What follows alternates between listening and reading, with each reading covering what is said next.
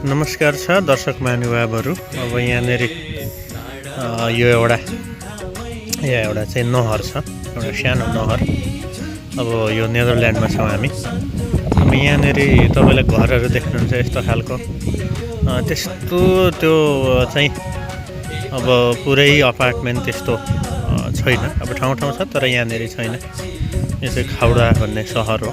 अब यहाँनिर तपाईँले यो पर एउटा झन्डा देख्नुहुन्छ। अब यो झन्डा चाहिँ के को झन्डा भन्नु होला भन्दाखेरि कक्षा 12 पास गरेका नानीहरूलाई चाहिँ एउटा हौसला स्वरूप उहाँले चाहिँ यहाँ झन्डा, उहाँहरूको राष्ट्रिय झन्डा र एउटा झोला उहाँले त्यहाँ झुन्ड्याउनु भएको छ।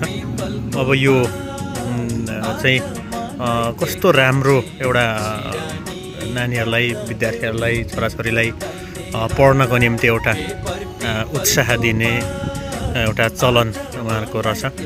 अब यो घरको नानीले चाहिँ 12 पास गर्यो भन्ने सङ्केत चाहिँ यो झन्डाले दिने गर्दछ।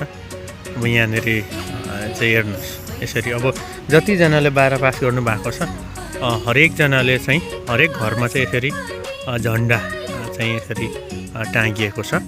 सो तपाईँहरूलाई भिडियो हेरिदिनु भयो धेरै धन्यवाद छ। अनि तपाईँहरूलाई सब्सक्राइब गरिदिनु होला, अनि कमेन्ट गरिदिनु होला, लाइक गरिदिनुहोस्, अनि सम्भव हुन्छ भने सेयर गरिदिनुहोस्।